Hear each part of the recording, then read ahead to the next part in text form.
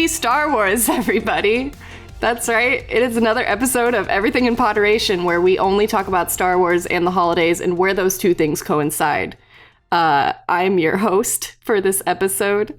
My name is Daly, and I only saw all of the Star Wars movies when I was in my 20s. They were not part of my childhood. I'm joined today by... Colin Sparling, and I am the resident Lord of the Rings fan, and Lord of the Rings is better than Star Wars. There, I said it. Also, Lord of the Rings just came out on 4K Blu-ray, so go buy that. It's a great holiday present. And I'm Robert, and I'm going to be the resident, going to make the wrong sci-fi and fantasy reference all the time. So live long and prosper, y'all. Love it. Let's fucking go. So it's a good thing that we're actually joined by someone who knows Star Wars, because we really do not sound like any sort of Star Wars experts. No, we have intro. Thankfully, to save our butts from anger from Star Wars fans, we have a subject matter expert with us. Oh, you make me sound so professional. My name is Zach, and I guess I'm your guys' Star Wars Shmee. Shmee. You're like Smeagol. Yeah. Yeah, you're our Pathfinder. Stop. This is about Star Wars. Colin, stop bringing up Lord of the Rings. Lord of the Rings better. Lord of the Rings, yikes. Okay, that's the subject now. We're just Lord of the Rings versus Star Wars. Go. So am I still needed for this then?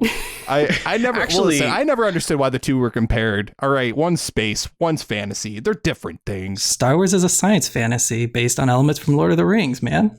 Yeah, and plus sci-fi fantasy is like lumped in together because at some point magic just becomes science. Yeah, and they both have incredibly volatile communities. Incredibly. Yeah. Oh, incredibly. True. And this is the podcast where we talk about when the internet becomes a little too much, and the internet has empowered fans of all types to do things that are a little bit too much. But before we get into that, we do have a holiday to celebrate. It is a very important day that I'm sure everyone is celebrating, regardless of your own creed, and that's Life Day, right? Yeah. We're all doing Life Day, right, guys? I've got my red smock and everything. Mm-hmm. Yeah. Life Day. Viva la day. Yeah. Of life. My favorite movie is The Grinch Who Stole Life Day. That's my favorite Jim Carrey film. Why do I feel like the Grinch could be a Star Wars creature? He's just a green Wookiee, pretty much. He's like a green, short-haired Wookiee. It's like if Yoda and Chewie had a baby. No.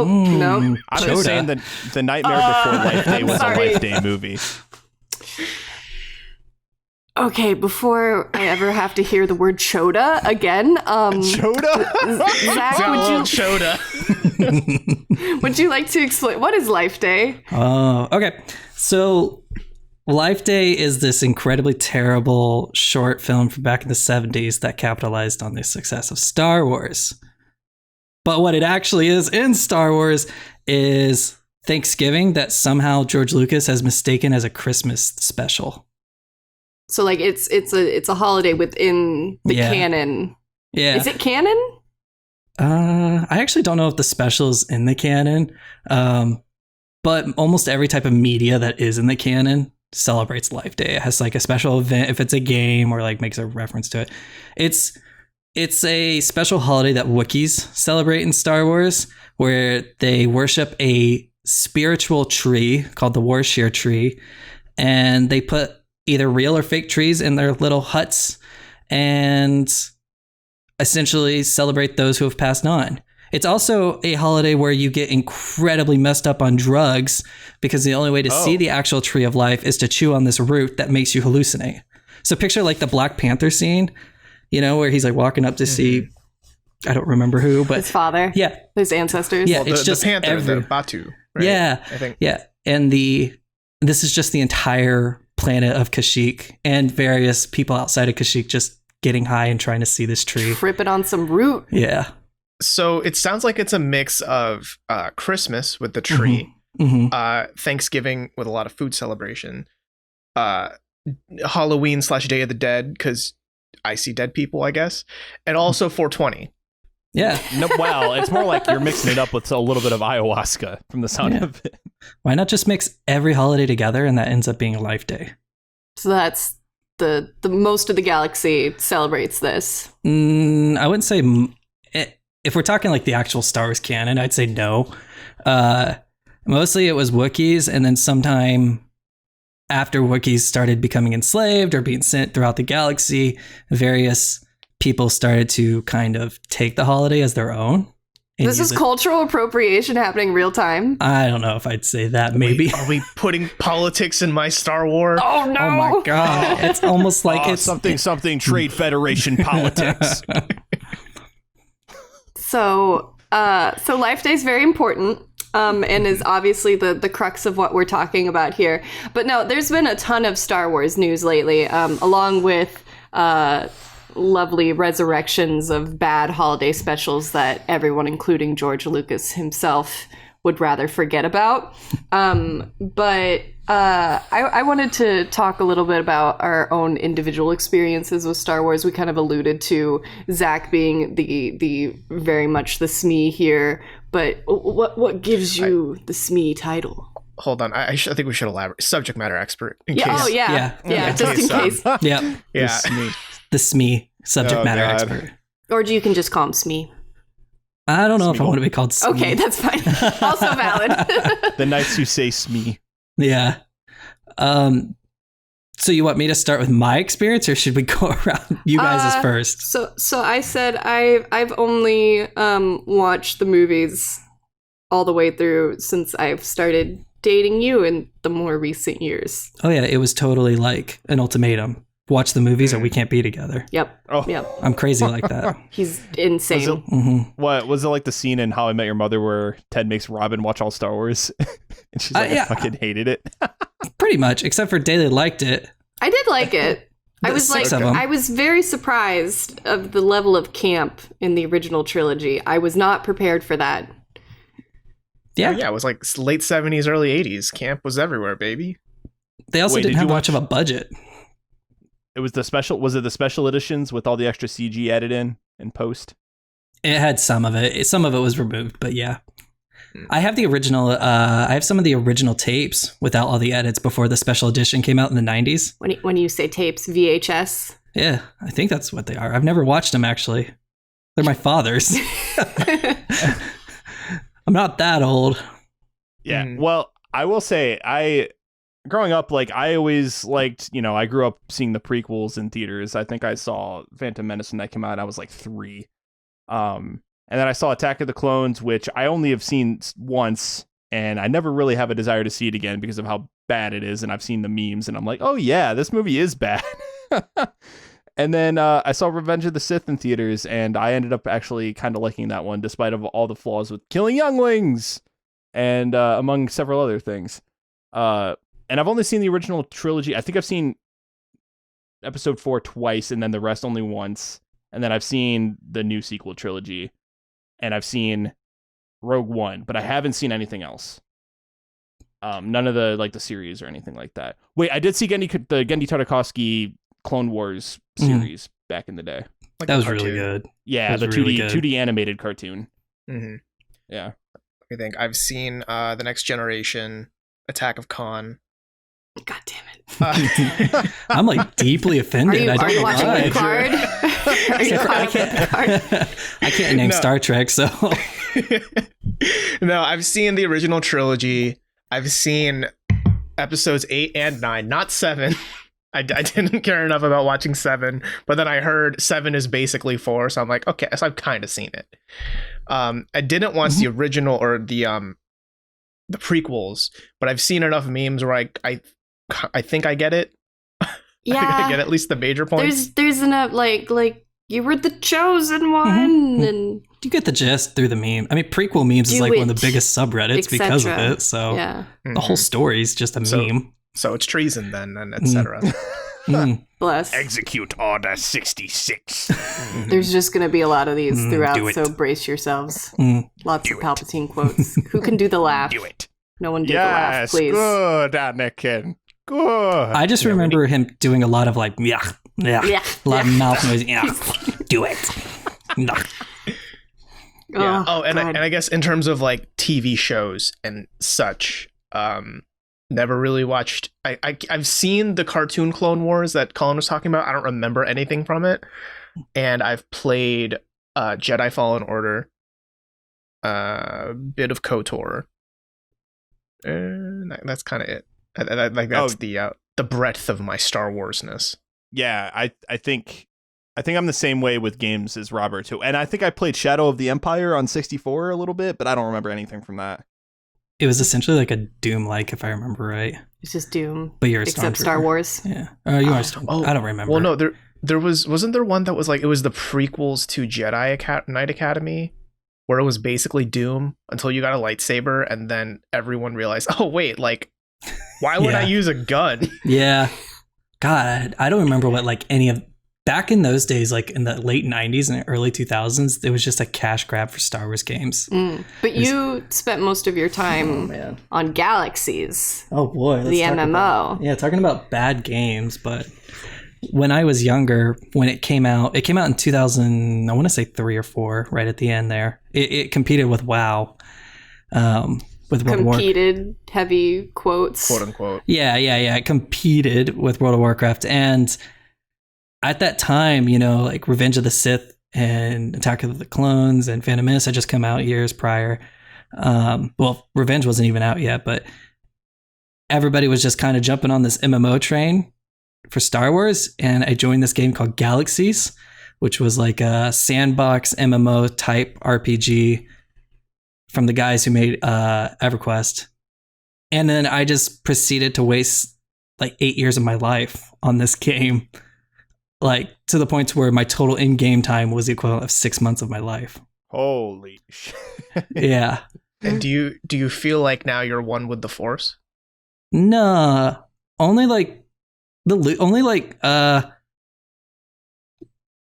okay, the only people that played the Jedi in the game were the like lame or the like edgelords. Like only edgelords are Jedi. You would think the Sith would be the edgelords. No, it's just anybody who played a Jedi was like, oh, I am super strong sage or Sith, and I'm super cool with my lightsaber. Nah, I was literally a smuggler in the game, and I played a smuggler for 8 years. 8 years. Yeah. 8 years. Yeah. You've been on recently, right? Like within the last couple of years? I mean, there's I don't know the legitimacy of it, but there's a emulator called Star Wars Galaxies Legends that takes like one of the final versions of the game before it shut down back in 2012. And I've been playing that with a few friends every once in a while. It's dated.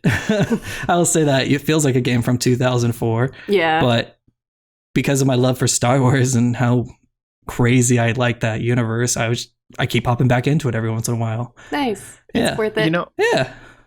I'm happy that you brought that up, because that's actually a big question I have about. I mean, I want to direct it mainly to our subject matter expert of Star Wars here, but it's also maybe just a very introspective question to any Star Wars fans that are listening right now. How much leeway are you giving Star Wars in general because you grew up with it, you're nostalgic with it, you love the universe, even if maybe the recent games, movies, TV shows may or may not have lived up to your standards? When you say leeway, what exactly are you meaning? Like, what is it giving leeway towards? So you just said like you've been having fun with Galaxies, even though you recognize like woof, it feels like an MMO from 2004, like a bad one. Mm-hmm. So I mean, I don't know. I guess like if I were to play a game from 2004 that I recognize I don't like it, I probably wouldn't continue playing it. But do you feel maybe you're continuing to play it, at least more on and off, because, oh, it's Star Wars, I love that universe, so... Yeah. Well, I'm both the subject matter expert here, I guess. However much you can be a subject matter expert on Star Wars. But I'm also a professional in the field of like media research. And it's the thing I've realized about Star Wars compared to a lot of other types of media is the freedom that kind of, or that galaxy as it's set kind of gives to storytelling. And being able to be in a game like Galaxies, which is a sandbox game, allows me to just go into it and fly around on my speeder on Tatooine, Dathomir, Mustafar, various places that you don't get to explore in more linear style games or in movies or shows. So it gives me a little more freedom to kind of live in a universe that I very much cherished as a child. So I guess that's where the leeway comes in. I feel that most modern Star Wars media, excluding some of the recent stuff, doesn't give that openness that Star Wars originally had, that fantasism of what would it be like if I lived in this universe, and instead just makes you feel like you're at some large scale spectacle, constant war kind of dealio. A Star War. A Star War. It's the same one in the entire it's the show. It's the same Star War. Over and over. It's not wars, it's just one war. Mm-hmm. So I guess that brings us to as much leeway and forgiveness that Star Wars fans are wont to give not the best products because they so cherish the series and the galaxy.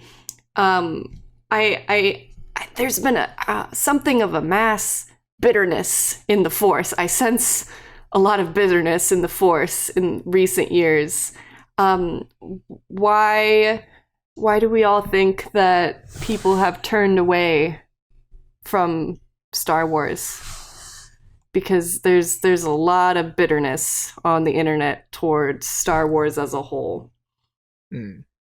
Yeah, and why is Empire the only actually good Star Wars movie according to the internet? Well, because it strikes back. Yeah. Everyone likes a good comeback. Yeah. It's seriously the only. It's the fucking only Star Wars movie that everyone on the internet can agree it's good. Sacred gospel. Well, I mean, it is considered like one of the greatest movies of all time, though, too. Yeah. Because are you also telling me people don't like Episode 9? What? Yikes. People don't like the Star Wars. Okay, not beating around the Kashyyyk bush. I'm trying to make references. Kashyyyk has bushes. Yeah, it's a planet full of forests. Beating around the tree. Forests. Sure. Anyway, beating new around movie's bad. the Kashyyyk tree. What's that? New movie's bad. You mean plural movies? Yeah, new movie's bad. They're all three of them are trash. I mean, they're good movies, but we're kind of looking at them as a Star Wars, and it doesn't fit that same kind of camp and open-worlded kind of situations that even the prequels had and the original had. I just never saw like the mass amount of hate coming, or even in a sense, like I'm very surprised that it feels like they were bungled. Like you dropped the ball on this one, and it's hard to drop a ball when it's as big as Star Wars. I think it has a lot to do with I don't know if it's necessarily solely Star Wars, because a lot of the hate, these movies came out, from 2000, I want to say 15 or 16 onward. 15? No, 14? it was 14, 15. I thought it was 15, 17, 19, right? For the 7, 8, and 9. Yeah. And like no politics, not trying to get political, but it's just been a very hatred-filled time in general, and online communities and all types of the media landscapes have been very toxic lately. No politics in our Star Wars. I'm so sorry. Or our games. Yeah, keep politics out of my Star Wars. Keep politics out of everything I consume. Yeah. But I think the release times for these Star Wars were a mistake. Like releasing it in 2015, 2017, 2019, when the country is at this super, kind of bitter timeline, and online audiences we're in the bad timeline. We're in the bad timeline. We're closer to the dark side. Yeah. And I don't know, maybe you guys can fill it in, but I felt that just the release dates and the time that they wanted to release these movies was a big mistake. I think just online communities weren't going to be favorable no matter what they did. Well, I think that, obviously there was a lot of vitriol and a lot of toxicity surrounding these movies, especially regarding like certain actors and actresses. I think the character Rose comes to mind. She was like really harassed really harshly over social media to the point where she left. Yep. Kelly Marie Tran. However, what I do know is that the planning was next to non-existent going into this trilogy. I know that like Kathleen Kennedy really, like, it was very fly by the seat of her pants with this trilogy. She was leaving it up to directors to write and direct. Like, they didn't have a through line plan for all three of these movies. It was more so like, we're just going to hand these movies off to a different director with every movie and just see what happens, which is why we got, J.J. Abrams and then Rian Johnson. And then it was like up in the air for so long who was going to direct the third movie. And then they finally settled back down on J.J. Abrams, who tried to salvage from all the hate that The Last Jedi got. So, yeah. I mean, a lot of it, I think a lot of it from just a general movie writing perspective is some of it is valid criticism, but others is just, it's just straight vitriol. Yeah, I kind of think it's a good mix of both of your points here, right? In that we live in a society. We live in an online society where, like, yes, toxicity seems to be more prevalent. Seems like it started in 2016 for some reason. Couldn't tell you why. But the internet itself has been toxic even before 2016. I think part of it is just that negativity rises to the top a lot more frequently. It's a lot easier to see that. And it's a lot easier for our brains to latch onto it. It's that common YouTuber conundrum of, I can read 100 positive comments on my video, but that one negative comment is going to stick with me, right? I think if you extrapolate that to a society at large, that comment of, wow, episode 8 really sucked because XYZ is going to stick in the public consciousness more than, I don't know, episode 8 was okay, right? Because, that's not a fun opinion. That's not an interesting opinion I can latch onto and dissect, right? But the other part of it is that the storytelling was a little, like, it gave fans a lot of opportunities to critique, right? Criticism's always going to exist, but when you have the middle of your trilogy do something huge that has you expect a good payoff, right? And then your payoff in episode 9 is the first sentence of the scroll being, I guess Palpatine's back. Somehow. Advertised in Fortnite was the only way we could have prepped. Various weird things like that. Yeah, when you set it up that way, it's like, oh, there's going to be Snoke is this really big deal, but if he dies in episode 8, that's got to mean like there's an even bigger deal in episode 9. And it's Palpatine again, somehow.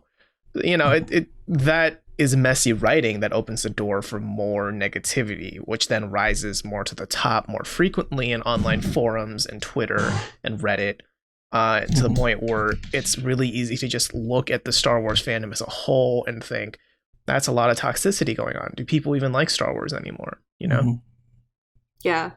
I guess it's just, I see it as, Star Wars was seen as such a, sacred thing to a lot of people. And to see, people that have had, this series on their minds for literal decades and have dedicated so much time, I think take that disappointment for something that they've held so high on a pedestal online.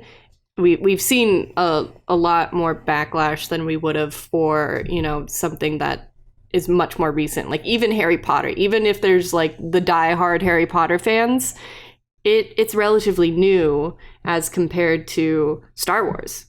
And I think that's definitely true, as well as the fact that Star Wars is this culturally impactful franchise in a way that these other medias haven't ever been impactful. Like Lord of the Rings has a huge fan base, but it didn't really launch beyond it didn't match the same kind of scale like Star Wars had. Star Wars had merch, it had toys, it had, side things going on. It had even card games that were just selling out at Christmas time like crazy for people in the 80s and 90s. And then these people just kind of made their own universe of stories and play and everything. And so nothing was really going to live up to their expectations. I think the biggest problematic thing is that people are just kind of toxic sometimes. People suck. People kind of suck. Yeah. Well, do you think part of that might also be that Star Wars as just a concept has existed long enough where there are families like, oh, my dad, he taught me to love Star Wars when I was 5 years old, right? Oh, my mom, she loves Star Wars. I watched my first Star Wars at 10 years old, and we watch it together every year at Christmas. It's become tradition, a generational leaping tradition, right? Whereas things like Star Wars and Lord of the Rings, let's talk about Lord of the Rings, the movie specifically, right? Because that's, I would argue, way bigger than those books. That sounded really salty. Wow, J.R. Tolkien shaking in his boots. Yeah. Here I am with the books in the background of my stream right now. And you know, I'm sure there might be people out there, right, where it's like, oh yeah, I watched my first Harry Potter kid with my daughter, you know, and she was 5 years old or whatever, and like now she loves Harry Potter, right? But those franchises I don't think have been around long enough to have ingrained itself more generationally deeply than something like Star Wars has, which has at least 2 decades on them. Yeah. I mean, go ahead, Ailey. Oh, it's easy to assume that people know, you know, the baseline story structure and references in Star Wars. That's why prequel memes work so well. Like, I had not seen the prequels until fairly recently, but I understood all the memes. Yeah, I think the thing about Star Wars that it has more than anything else is it was at the right place at the right time when Star Wars came out. Because what Star Wars did as a cultural touchstone just can never be replicated. Because it essentially is hugely responsible for making nerd and fandom mainstream. You know what I'm saying? Like it genuinely made people feel okay in like the 70s when Star Wars came out to be a nerd. I mean, people used to get bullied for being interested in fantasy and sci-fi and anything remotely nerdy. Just things. Don't be interested in things. Yeah, unless it's muscles and girls, right, guys? Yeah. True, Chad. I mean, it would be a much different place if, you know, all three of us were who we are, our nerdy selves, you know, 30, 40 years ago. Like, you know what I'm saying? The landscape would be quite a bit different. And especially when Star Wars, the prequels came out, Phantom Menace comes out, that's when like nerddom becoming mainstream really was starting to hit, because people realized with how many people were like grew up on these other Star Wars movies were going out to see Phantom Menace, and like there was news stories about it. There was lines out and about and around the corner to buy tickets and to get in on opening night. And cosplay became a thing. People were going rat tails to look like they were Padawans. Don't do that. Do not recommend. Yeah, don't grow a rat tail. But that's just it though. Like Star Wars is just such a big fucking deal, and it just came at the right place at the right time. It has so much clout with so many generations that it's going to continue to be a cultural powerhouse for decades to come. Like it's just we can't stop it. Yeah, you're talking about the landscape in which it came out, and like the original release in 1977. You're right. It defined my father's childhood growing up. You know, it was the middle of the Cold War. It was just after Vietnam, and a lot of people were kind of looking for things to interest them, and our culture was changing, and Star Wars was there to kind of usher in a new cultural shift into the 80s. And I think Star Wars just also came at this time where consumerism got really big in terms of like toys and things like that. And so my father grew up with these like amazing Star Wars knickknacks and toys, and he had a lunchbox that's now considered like one of the biggest collector items out there. And oh shit, does he still have it? No, we still don't have any. Dang it. Yeah. But so it really defined, I would say, modern. I'd say it defined like every generation since the 70s very well. Yeah. And the other thing too is like to hit on your point, Zach, the biggest thing that they did, it wasn't even just the movies, but LucasArts and the entire company was just insanely smart from a merchandising and marketing perspective. Because even after, you know, Return of the Jedi comes out, right? Like there was no Star Wars movies coming out. There was no Star Wars anything aside from the occasional video game on there was a video game on the Atari, and the occasion like there was Super Star Wars on the SNES. And eventually PC games in the 90s. But that was basically the only thing besides the toys and the merchandise that was keeping it alive, you know? And it was because of their marketing plan that they were able to keep such, you know, excitement around the franchise, even in the off years. Star Wars was kind of this interesting, you're right. At the same time, I think there's also, Star Wars was the first like big fan fiction media in terms of like modern types of fan fiction, because Lucas and everybody there at LucasArts was just they created this universe that they wanted the fans to explore and feel free to build their own stories into.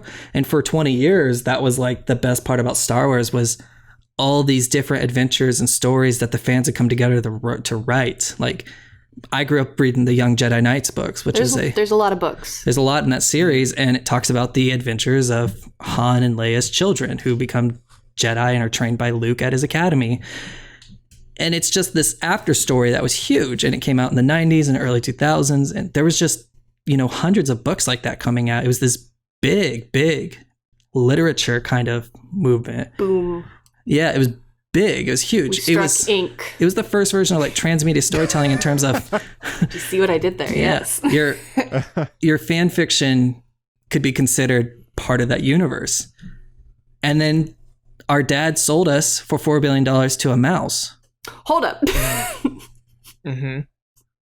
Yeah, so I was about to ask, right? So do you want to explain that?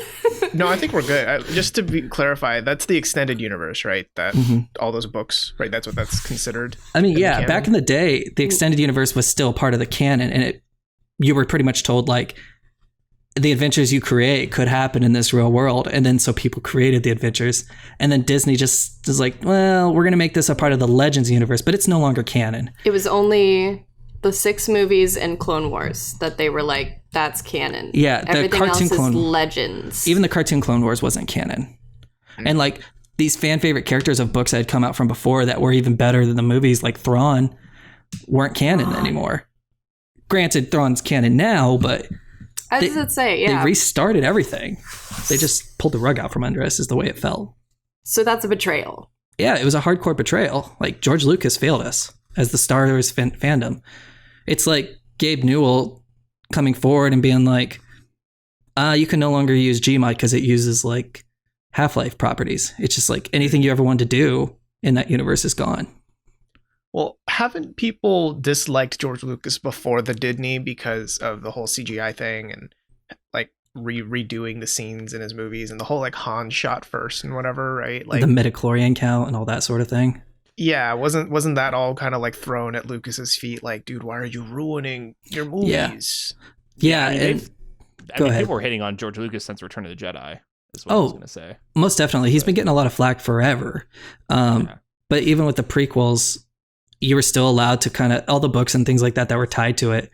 You were allowed to still make those connections, and that this is what was happening on the side or anything like that. Like, there's a book line that talks about like the soldiers that during the Nabooian conflict in the first movie, like their perspective, and then that was just gone. I mean, Lucas has always been a very problematic father figure in the Star Wars community. We have a bad relationship with our dad. Well, he just kind of lost his mind in terms of storytelling. Like when it came to the prequels, he wanted to make some big budget sci-fi thriller kind of dealio that had way too much comedy and way too much new effects. But even back in the 70s, when he made the original Star Wars, it wasn't using the most up-to-date effects. They may have pioneered a few different effects, but so him trying to push the limit with the CGI and stuff, the community just like didn't like it. Are you trying to tell me that Jar Jar Binks isn't a beloved part of Star Wars? You might as well send him to the Legends community. I hear he's the strongest Sith, right? Darth Jar Jar. Darth Jar Jar. Darth Jar Jar. Oh, right. That makes more sense. Darth Jar Jar. Binks. But so with Disney, right? I mean, correct me if I'm wrong. When Disney bought the MCU, they made that blossom and made it really, really good. So after Disney bought Star Wars, the same thing happened with Star Wars, right? Yikes. Right? No. No? No. It's up until last year, it was a mistake. Like we could talk about like how these conglomerates are getting a hold of this media of Star Wars and how they're using it, whether it be Disney or EA using it for games and things, and the poor adaptations they've made of it in a way that they tried to make a Marvel superhero movie out of a Disney or out of a Star Wars universe, which is in reference to the new films. The new 3. Yeah, they feel Marvel-esque. They feel exactly like I sat down to watch like a Doctor Strange or like an Ant-Man movie. Like they're just they're campy, not in the way of like accidental campiness that's charming, but more so in the way of forced writing and forced comedy and retconning of characters that doesn't make any sense. Gotta love that retconning. Yeah. You don't have to love it. Well, I do. I love retcon stan here. Yeah. But no, I've seen 8 and 9 of the new trilogy, right? And I remember when I watched 8 and that, in theaters in 2017. Remember theaters, guys? In 2017. I do. I remember, ancient relic. Yeah, it's an ancient relic, just like that dagger that could predict the destruction of the Death Star in episode 9. Oh god. But I remember with episode 8, the discourse, at least for that one, felt pretty split down the middle. Like there was a good amount of people I saw who were like, okay, episode 8's doing weird stuff, but like it could be setting up something cool, so I'm excited about the future of Star Wars. Then there was the other half that were like, why were you setting up Snoke if he's just, spoilers, if he's just gonna die, right? And there were people, like there were many other issues with the movie that a lot of people really, really hated. And then 9, I would argue, really didn't deliver on the people in episode 8 who had those high hopes. Dash Rendard, just gone. Ooh, most definitely. Like not even a thing anymore.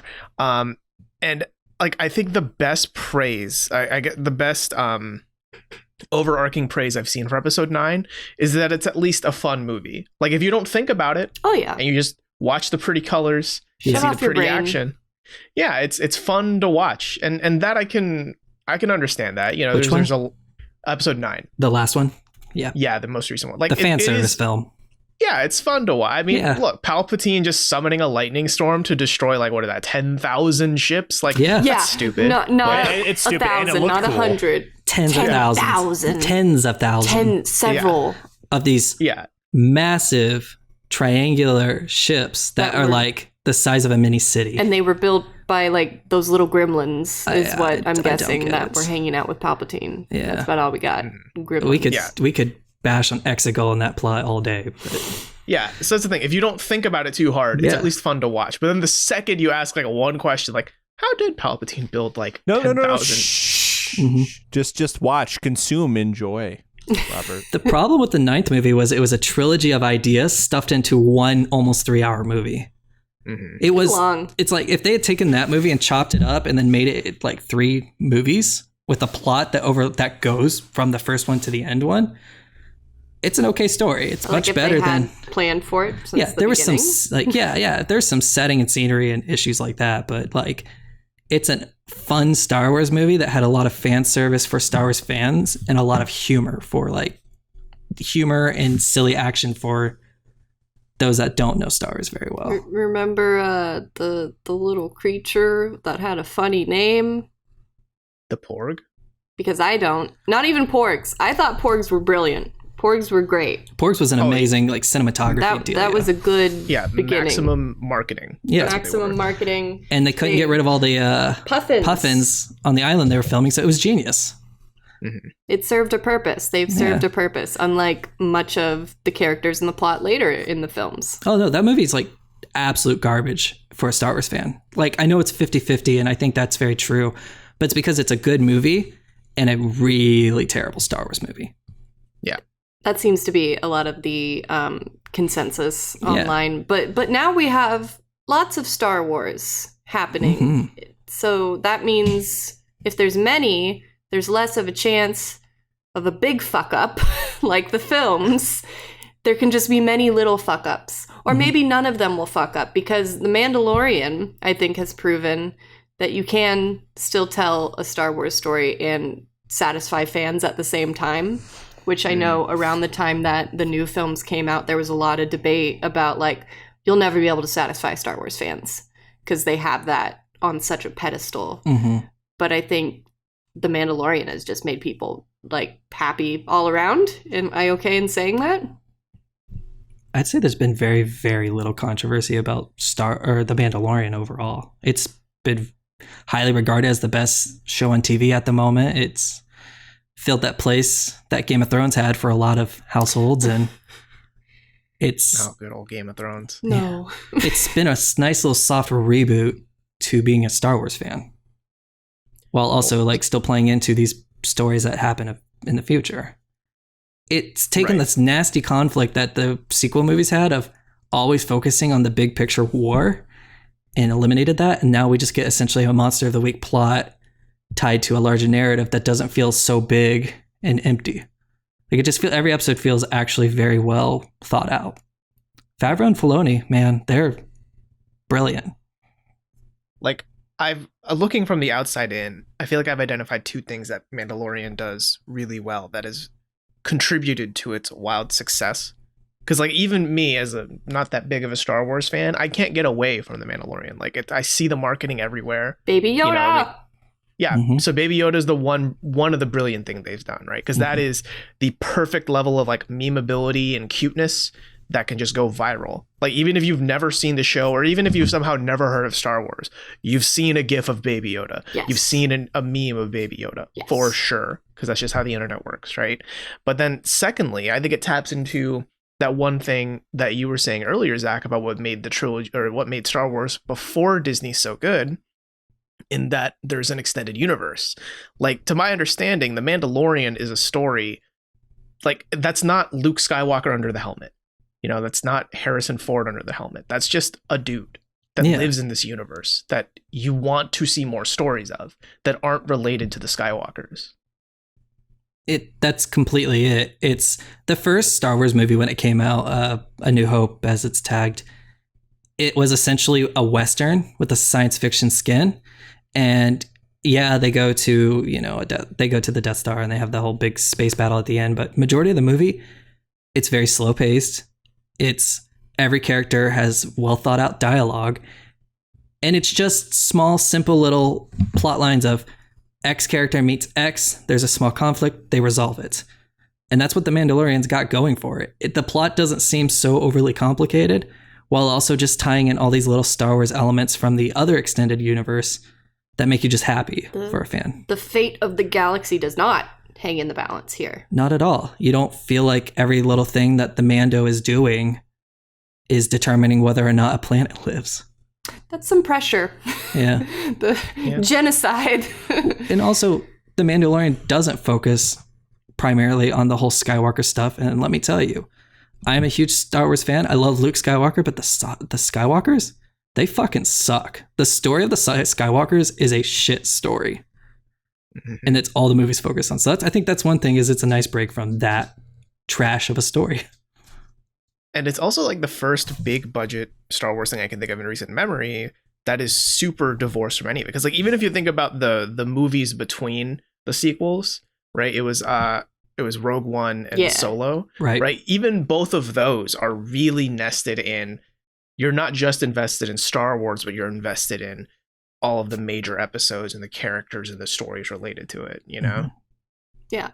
Which I mentioned, you know, the Mandalorian being the example of like people didn't feel like the characters that they loved were abused or misused because we haven't met these characters. Or if we do meet any of the characters, it's like, you know, a side mention. Whereas the new films, like, one of the big to-dos was, you know, like a miscarriage of like Luke as a character. Yeah. Like who he became is not who fans thought he would become, and certainly apparently not who, you know, Mark Hamill didn't think that Luke would behave like that. And that says a lot when you have someone whose career has been pretty much defined by the character that he played when he was in his early 20s to now saying like, this is not him. But Disney has this weird obsession with the concept of a fallen hero, and the entire original trilogy is the story of how Luke does become a hero, and then when he finally shows up again in the sequel trilogy, he is just a sham of what we grew up loving in the original trilogy. The original ending, or the original plot for Return of the Jedi, had Luke succumbing to the dark side and not being a hero anymore, turning over to his father's side and, you know, having to betray him and betray his sister. And it didn't work well. People didn't really like that idea very much. And then, you know, 30 years later, let's just have Luke fall anyway. So he's not even a good guy or anything anymore. He's just a sham of what we grew up loving. He'd throw his lightsaber. Don't even get me started on that. that lightsaber has been there since the beginning. It's Anakin's lightsaber, and he just he'd throw it. I love how in episode 9 there's like that Force ghost of Luke that's like, hey, you shouldn't throw the shit. And it's like he points the finger right at Rian Johnson and like, hey, you shouldn't fucking just throw this lightsaber away. Yeah. There was such a disrespectful handling of that character that Rian Johnson, I have a serious distaste for him in anything he makes now because of the way he handled Luke Skywalker. Turning a hero character into comic relief was the biggest mistake of that sequel trilogy. Luke was the opportunity to make it seem like this series was on track. Oops. And then he's just a sham of he's a gray Jedi is what they're trying to do, but it was he's just a hermit and he sucks. He Angie and he eats porgs. Mm-hmm. And blue milk. And blue milk right out blue milk. The right teat. Out the teat. If Rey wasn't looking, we all know he would have just right out the teat. No cup needed. Mm-hmm. He would have used his saber there, if you know what I mean.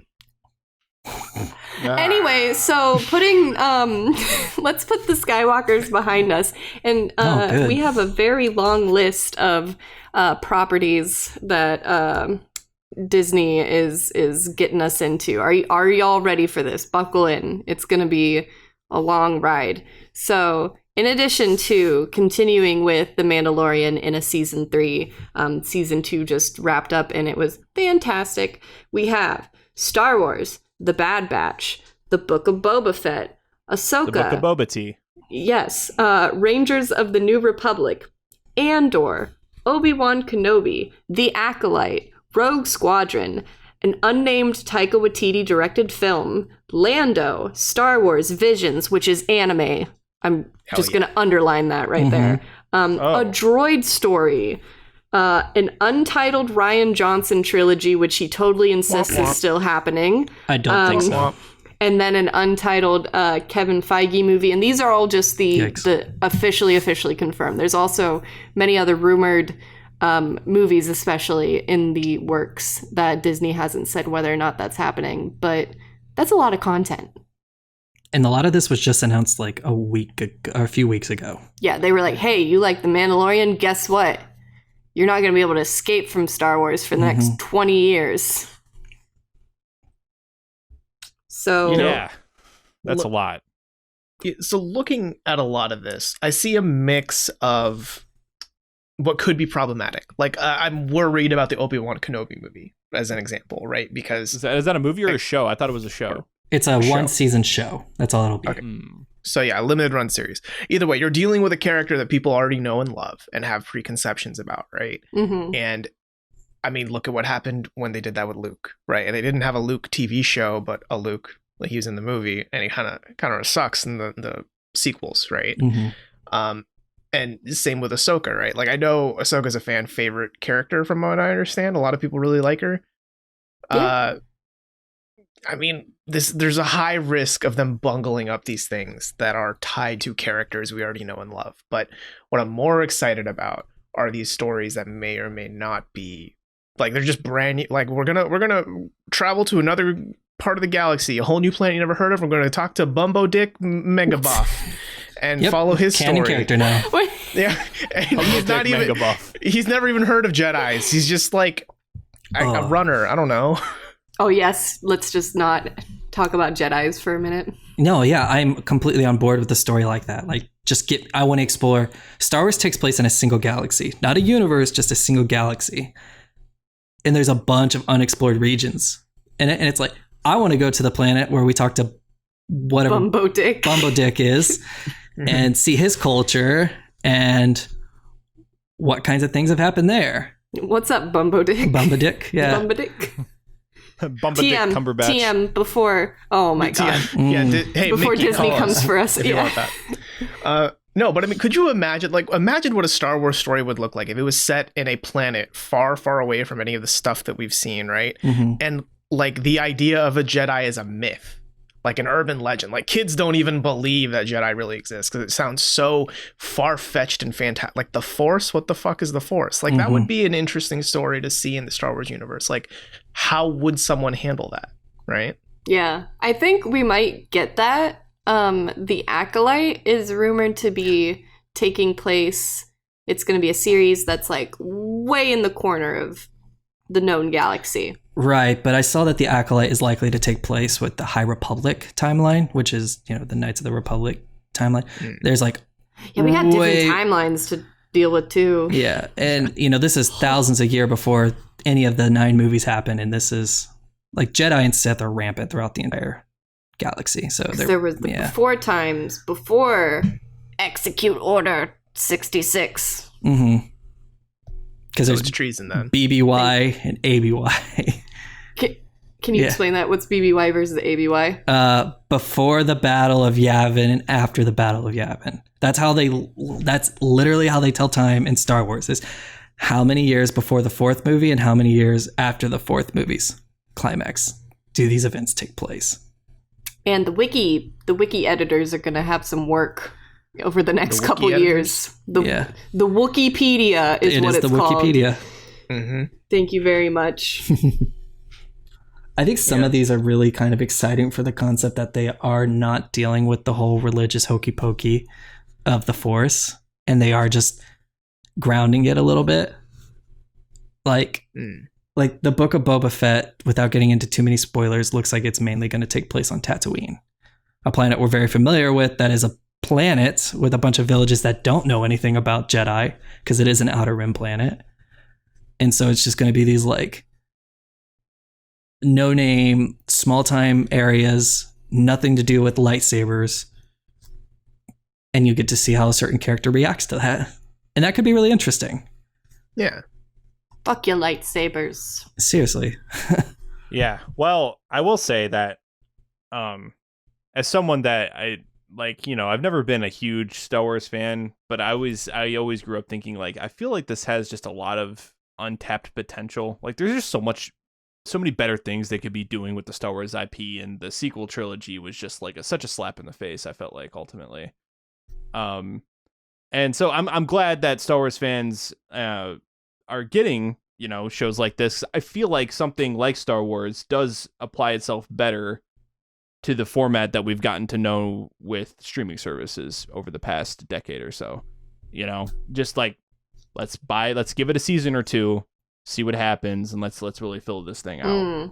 Versus, because I really think Star Wars, that universe just adapts well to that. Yeah, versus writing everything on a multi-million, almost billion-dollar budget film, right? That was somehow mismanaged despite all that money being involved. Right, and it's a 2-hour story versus a 10-hour story. Yeah, like I feel like you can accomplish more.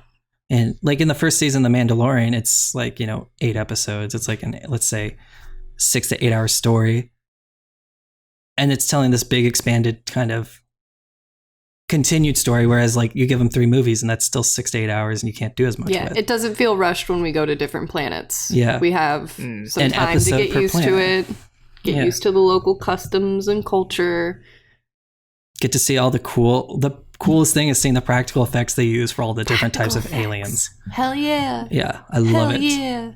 I don't care if it's campy. Like Baby Yoda's a puppet, right? For the most part, it's a puppet, and it's got some robotic parts. There's like a couple CGI scenes, but yeah. Yeah, and they use they use Unreal Engine for a lot of the backgrounds in Mandalorian, believe it or not.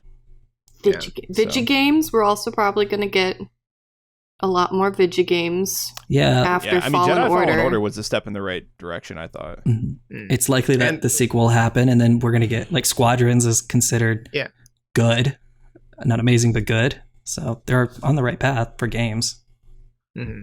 And I hope games go more in the direction of telling untold stories in the Star Wars universe. Because the thing is, right, like, as much as, we've been saying we want stories without Jedis, like, a Jedi is one of the coolest characters to play in a video game. Yes. Because they're literally a power fantasy. You can do anything, right? So it's wild to me that we have gone 40 years, 50 years of Star Wars. No, 40 years.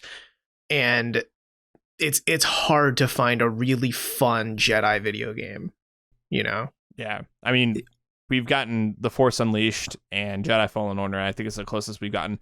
I guess you could argue Jedi Knight 2, Jedi Academy. That one's the best out there. For sure. That's because you can like you kind of can get away with being a little bit of a brutal Jedi and like cutting people up and stuff. So that feels good. Mm-hmm. Cutting people up makes you okay. I just learned something about my boyfriend. He said a power fantasy that one of the power fantasies of a Jedi is like being able to mess people up with that lightsaber. Mm-hmm. I can't. I mean, it's just a future fire sword. Yeah. Gosh, and it's super OP. So cool. Except for the whole like weird rules and no emotions and celibacy stuff. The whole mantra that they have to follow, and there's 3 of them. There's a Jedi one, there's a light side one, a dark side one, and a gray Jedi one. It's all... There's weird rules, and I think that's one of the reasons why maybe talking about Jedi and a lot of the future Disney properties isn't the best, unless they want to retcon some of that. They certainly can. They can, and they will, as they've proven. Well, I think Jedi also lend a lot of their storytelling to politics, and people just don't want to hear politics anymore. No one wants to hear politics in their video games, in their movies, and anything that they consume. No, I mean, politics.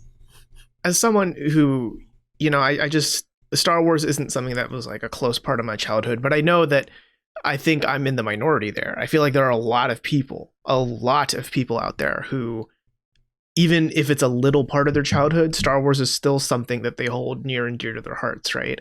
And the reason I feel so strongly about that is because we just spent the past hour, I would say it hasn't been 100% positive, right, about the Star Wars franchise. No. And, yeah. No. And there are probably a lot of people who would agree with us, right? About like, oh, the sequels were mishandled. Oh, there have been a lot of bad video games. Oh, like Disney's retconning a lot of stuff. Where's the extended universe? You can't have a franchise fuck up this many times and still bet on when episode 10 eventually comes out, those theaters will be packed. Yeah. 100% sold out. No, there's nothing that will stop Star Wars from selling out movie theaters in the first week of release, I think. And it's fascinating to me that it has that much like it's got everyone in the palm of their hands. Unlimited power. It's got unlimited power. And that's nuts, that we can critique it as much as we want, and it is definitely fucked up as much as it has. Yet people still love it. People still will drop everything to see the next movie, to play the next video game, to read the next comic, to watch the next episode of the TV shows, And I think what lends itself to that is that as much as we talk about how much Star Wars is fucked up, it's also done a lot of things right. And that's why it's still so favored and loved. Yeah. Big impactful on the generation before ours' childhoods and our childhoods. And, it's a story of inclusivity and diversity and good first lesson in fascism. Yeah. Where the good guys win and the bad guys lose for the most part. And that not everybody is good or bad. It's a good life lesson series, and no matter how much they fucked it up, they still have good values and lessons in them in a way. And it still drives parents to want to take their kids to them. Yeah, that's the thing. It's still definitely, your kid is not going to complain if you take them to go see a Star Wars. Here's $10. Here's $10. Go see a Star Wars. Here's $10. Go see whatever Star Wars is out there. So it's interesting that we've kind of hit this tone of like, no matter what Star Wars does, there's going to be those fans there to forgive it and to continue to consume. I wanted to ask because, man, that's a lot of TV shows and movies planned, which makes sense because it is a very lucrative property and there's a lot of potential there. Like you said earlier, Colin, you felt like there was always all this potential that never quite got lived up to. Do you guys feel like these new shows and movies are going to make up for the controversy of the new films? Are they an attempt to do so? Will they be able to? Yeah. I think that especially with the Mandalorian has kind of set the precedent that like they've pulled, like, that show is basically what's pulling subscribers onto the Disney Plus platform, right? And so that's telling Disney, like, hey, turns out that people like this Star Wars TV show thing that we're doing, and they don't mind that we're taking risks either, right? Because the issue that you run into with Star Wars proper, aka the movies, is that there's such a high budget thing, and it's like essentially focus grouped. You have a wide audience they have you appeal to. You have to ship the movie to China and like re-edit it. Like, I mean, there's just like so many factors there, and you're basically trying to appeal to the lowest common denominator. Now that they have so many properties and so many movies and TV shows that they can work with, that leaves a lot more room and a lot lower risk if they decide to take a risk in terms of what they can do with the content, the writing. So I think that'll just allow them to experiment a lot more and just do a lot more interesting things. Not all of it'll work, I'm sure, but I'm sure there will be a lot more that does work. And I think that's going to show them that they have a lot more ideas to work with other mediums of Star Wars things in the future. Yeah. I think it will revitalize the Star Wars franchise and make a lot more people think, okay, yeah, like I still do. Though it'll remind everyone I still really like Star Wars. Like even if the sequel trilogy really disappointed me, like of course, I mean, I still like Force, Star Wars. I fucking love the Mandalorian, Boba Fett. Give me any Fett, Mm. Jango Fett. Love it. I fucking love Fets. Mm-hmm. Was there another Fett? No, it's just the two of them. Just the two. Okay. Boba Mando Fett. Boba T. Mando Fett, You know. sure. Mando Fett. So I think that the more they focus on these other TV shows that aren't related to the main stories of the movies, the more it'll remind people how much they love not just the Star Wars movies, but the Star Wars universe, right? Or I guess the galaxy, right? And that's I think what Disney sorely needs right now with Star Wars is, because if they release an episode 10 next year, which they won't probably, but if they did, it would still sell out tickets. Oh yeah. But Mm-hmm. there's a higher chance, like if episode 10 also fucks up somehow, I can't say I'm 100% sure about episode 11 selling out tickets. You know what I mean? Like I feel that right now the love for Star Wars is getting close to a crossroads, right? Where if Disney continues to prove we're going to handle these Skywalkers in the shittiest way possible and make you angry, they're not going to be able to retain that fandom for too long. We can only be so forgiving so many times Oh, most definitely. before the divorce. Well, the amount of petitions for Star Wars to break off from Disney is abundant.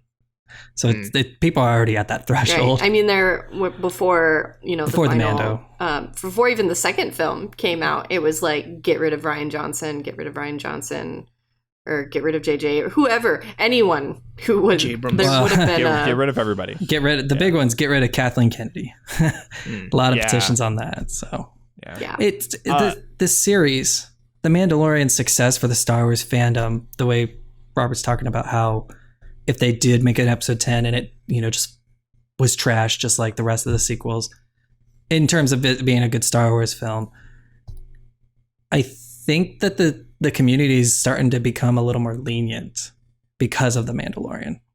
Like had The Mandalorian not existed, we got social credit again. yeah, but that's because the sequel movies didn't feel like they were made by a Star Wars fan.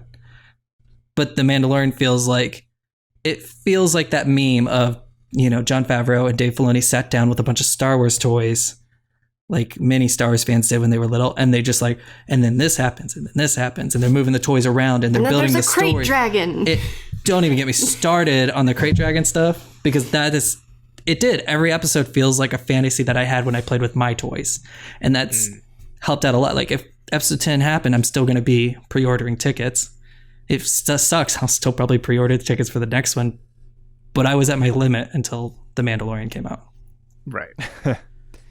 Well, let me ask you this, Zach. So, like, what if we continue on? Like, The Mandalorian obviously is very successful for Disney, and we continue to get like we've shown here, like this long list of movies and series and things like that. Like, what if we just go towards the format? Like, do we ever really need a Star Wars movie anymore? You know what I'm saying? Like, Yeah. would you be okay if it was just solid series for the rest of Star Wars for the foreseeable future? I would say that I would be pretty happy with that. I actually find myself, but that might not be a Star Wars deal. I kind of find myself gravitating towards like long form serialized television now more than movies anyway, just because it allows you to have so much more expansive of a story. And I think Star Wars, considering how expansive of a universe it is, it just works better in a TV format right now. and I would prefer it to be that way. Don't get me wrong, Star Wars Rogue Squadron, I'm incredibly hyped for, even if it's not directly tied to the book or the game. That's going to be a movie. That's Patty Jenkins. She's an Air Force kid, and it's literally a movie about the Rogue Squadron, you know, rebellion pilots. Like the Air Force of Star Wars. Exactly. And it's Top Gun meets Star Wars, and that sounds awesome. Mm-hmm. And I think that might work better as a movie, because I don't think I'd like that in a full series format. But I think for the most part, Star Wars stories might be better in a serialized television format or streaming platform format than a movie. I agree. I think the biggest revelation I've had so far with something being a show instead of a movie is like, it's completely unrelated, but The Haunting of Hill House, that show on Netflix, like I've never experienced a horror series like that before. I mean, we had like American Horror Story and things like that before, but like the way that show does like just the classic haunted house story, but like just really expands on that, right? Or like spins the tropes on its head, or like really gives you a lot of time to get attached to those characters and makes a really human story out of a haunted house story. That's usually like, you know, you watch an hour and a half long haunted house movie, it's like, I don't care about these characters. These guys are just like the surrogate for the audience to be scared by these ghosts that are in this house. You're oftentimes just mad at them, like, don't open that door, you fucking idiot. Mm-hmm. Yeah. And whereas the show is just like, oh my God, I care about all of these characters, and they have like a wide range of emotions, and there's like a big strain on some of these relationships, and like you understand the dynamic between all of them and why they can't go back to the house and blah, blah, blah, and the trauma that they collectively suffered when they were kids. Like all of that like would not be possible in an hour and a half movie. And that's why it's my favorite piece of horror now. So I feel like for Star Wars, that has such an expansive universe, this is just going to work so well for them. Yeah. I mean, I don't think Star Wars is ever going to divorce itself from movies. I think an episode 10 will happen in our lifetimes, probably. Yeah, it will. It'll happen. I just really hope it's not Skywalker based. That's the thing, right? Is I hope it's not Skywalker based. However, I do hope it's still Jedi based, because I think having the TV shows not focus on the Jedi would be great. But I feel like the Jedi is still that flagship. Like that is the quintessential Star Wars experience, right? And if you're going to have a movie, you're going to have, like if you're going to be calling it episode number, right? Mm-hmm. I think it's going to have to deal with the Jedi in some way. Mm-hmm. However, I would love for them to look at that. Because you mentioned, Zach, the whole, it's basically religion, but not religion, right? Right. Light and dark side. Did you sin or not? Mm-hmm. There are so many other facets that you could explore besides bad guys want power and good guys want freedom. Whoa. Mm-hmm. You know, I mean, like that's great once, but when you do it 3 times, granted, the prequels did it in a more like political intrigue kind of way, right? It's still like that's the core tenet of those stories. Why not explore something else with a new Jedi? Please, not a Skywalker or a son of Skywalker or daughter of Palpatine, or an adopted daughter. Can we learn about Darth Plagueis the Wise? Plagueis the Wise. Plagueis played that That's guy. not a Learned story how the to Jedi cheat tell. death. That's not a story that Disney Plus will tell. Jedi do not want you to know. Yeah, no. I completely agree. I think that makes complete. I do believe that Jedi are ticket sellers, because you're going to see some badass sort of sword fight at some point, or some force powers that'll like. It's magic. It is. It's just magic. It is monks with magic powers, and that's awesome. Like that is definitely one of the best ways to sell tickets. Like if a Jedi pulls a ship out of the sky, that's crazy, and that's going to be really cool.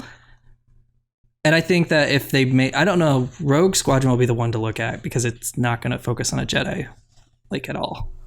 Yeah. And if people are still lining up to see it, then there's some other element that's really pulling people to it. But to Robert's point, the Jedi haven't been explored like at all. Like nobody has talked about like the Jedi weren't just an order of, you know, monks essentially. They were also a militarized force back in the High Republic. They were trained academics. They were historians. There's so much more than just an order of. It doesn't feel very well explained or explored. Yeah, it's so much more than just a group of old men sitting in a circle chamber, not granting the title of master to various Jedi Knights. So You can sit on the council, but you do not have the title of master.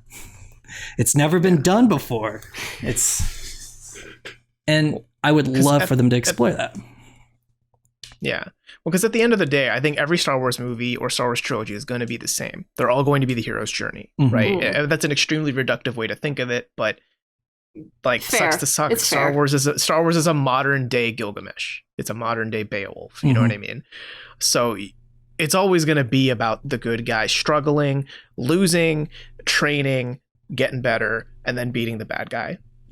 But there are so many different ways and so many more interesting ways to pull that off, especially with all the tools that you're given, in the Star Wars universe, right?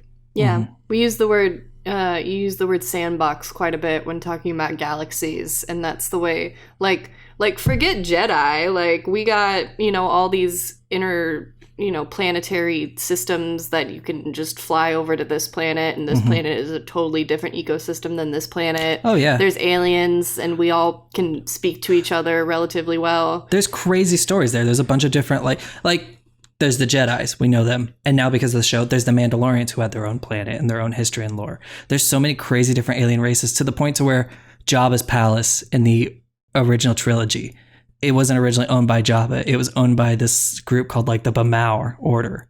And it was a group of these beings who believed to get rid of every physical and emotional sensation. So they became brains in jars carried around by spider robots. There's all these crazy stories in Star Wars. You could be lying, and we would have no idea. I'm not lying whatsoever. That's the original owners of Jabba's palace were these brain spiders. Brain in a jar spiders. What the fuck? And yeah, I don't know what point I'm trying to make, but I'm saying that there's just a ton of these like crazy backstories that you can have for every little thing in Star Wars. So I think the brain spider story is going to be the Taika Waititi directed film, which is what I'm very excited for. It's the origin story of Jabba the Hutt fighting the spider brains. And Jabba the Hutt and Taika Waititi. Taika Waititi is Jabba the Hutt. He plays new Jabba. He might play a pretty good Jabba. He could do a good job. He plays young Jabba.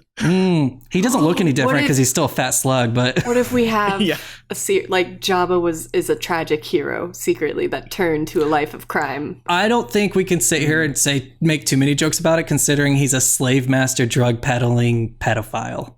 Oops. So I don't think we can glorify Jabba the Hutt too much. Jabba the Hutt did not commit suicide. No, he was choked out by a chain. Jabba the Hutt was one I wonder who else. motherfucker. I wonder too, what other well-known pedophiles were murdered in that way. Anyway, on that note, I would just like to say in closing that the way we solve Star Wars, you solve it. Star Wars is to be solved. It's an equation. Solve it. Jeff Goldblum. That's it. Mic drop. Jeff Goldblum, the Master Jedi, the Master of Master Jedi. No, Jeff Goldblum's totally Darth Plagueis, guys. He's not. He's aging gloriously. He is. He's aging really well. Yes. Yeah. That. Oh God. What if they do? I don't want it, and I don't want to jinx it. I don't want to speak this into reality. But what if they do? What would you think if there was a Marvel crossover with Star Wars? There already is. Is there already? Yeah, I'm pretty sure there's a comic series that does a crossover of some sort. Oh, because dumb. What if Jeff Goldblum's character I from like have a distinct memory of that existing. The Taika Waititi directed Thor Ragnarok is also Darth Plagueis the Wise. What if his melting stick is actually a Star Wars artifact? What if there's probably been a lightsaber in the background at some point? I mean, they could get away with that pretty easily. Oh, in the Marvel movies? Like an Easter egg. Oh, yeah. I'm sure they have. Especially when they're on like alien planets like Sakaar and stuff. Wait a minute. Hold on. Wait. Yeah. And Endgame, they do bring up Back to the Future. So Back to the Future is canon in the Marvel universe. So they could have very well seen Star Wars. Yeah, that's the same line I'm thinking is what if Star Wars exists in the Marvel universe?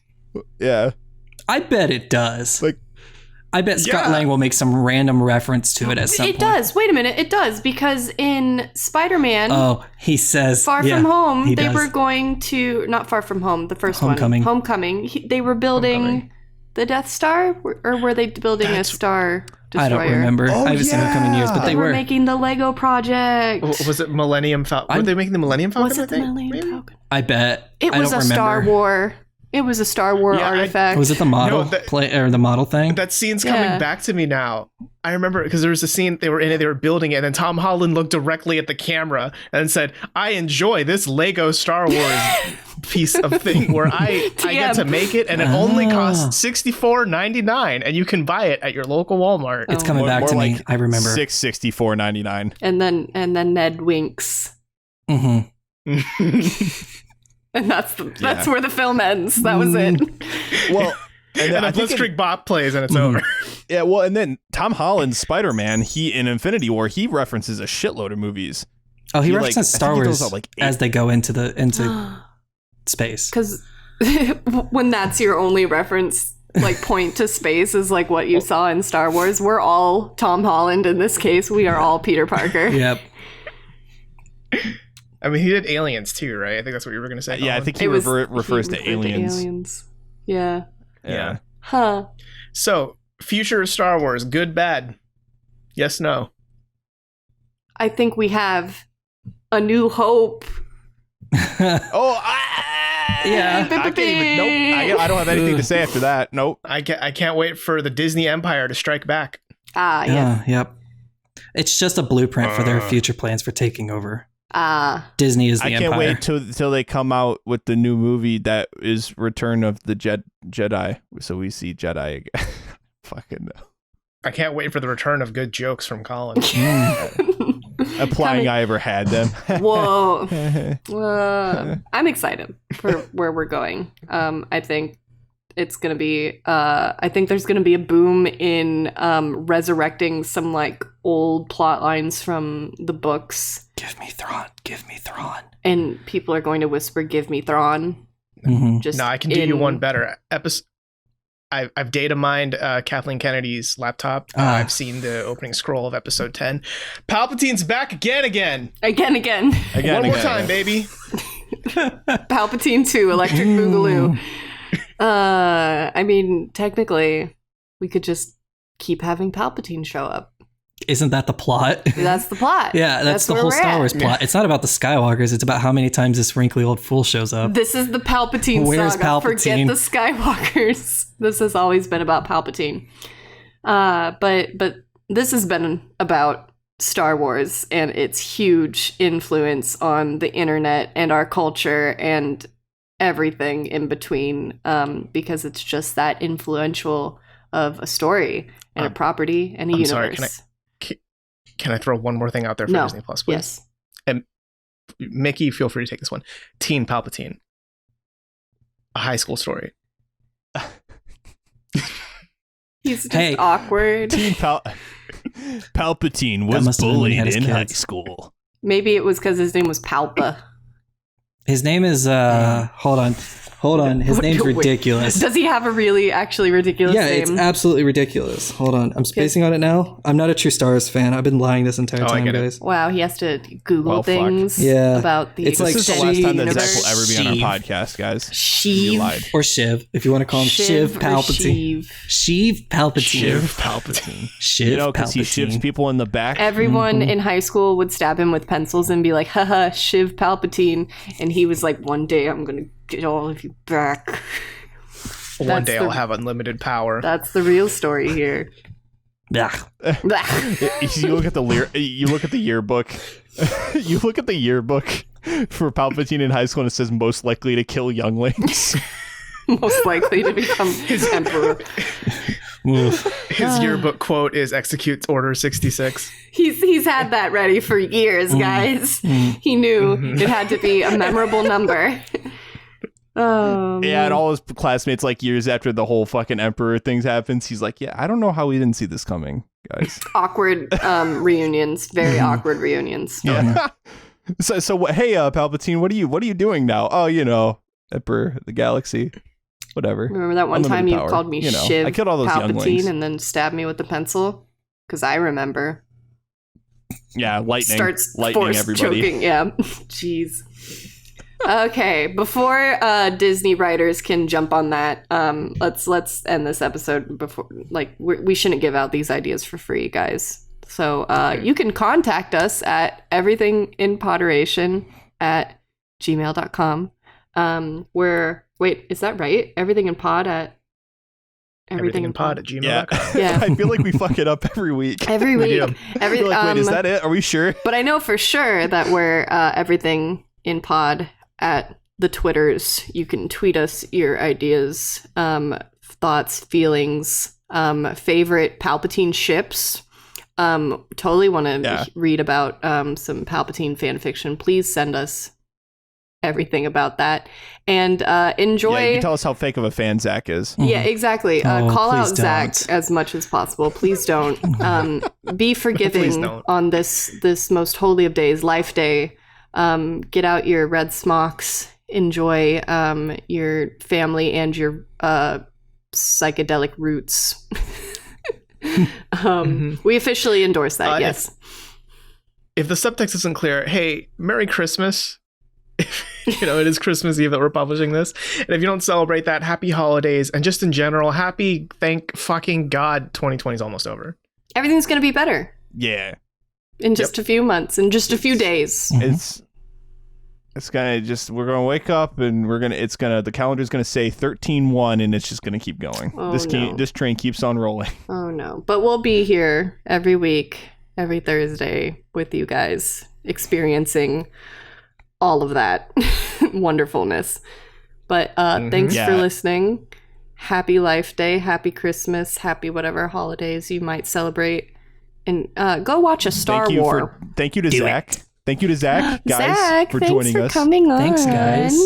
It's been a while. Yeah, we know since you I had to fly podcasted, really so far to. I risked it's a long everything. flight to get to the studio. Yeah. I risked everything, all my health, to be here with you guys. Yep. The desk that's literally it's about 4 feet. We're 4 at my feet away desk, from so mine. Yeah, so I did the traveling here. But good stuff. Maybe we'll have you in a future episode. Stick around to find out, guys. sure. Here on Everything in Poderation. Thanks, everybody. Love you. Bye. Merry Christmas.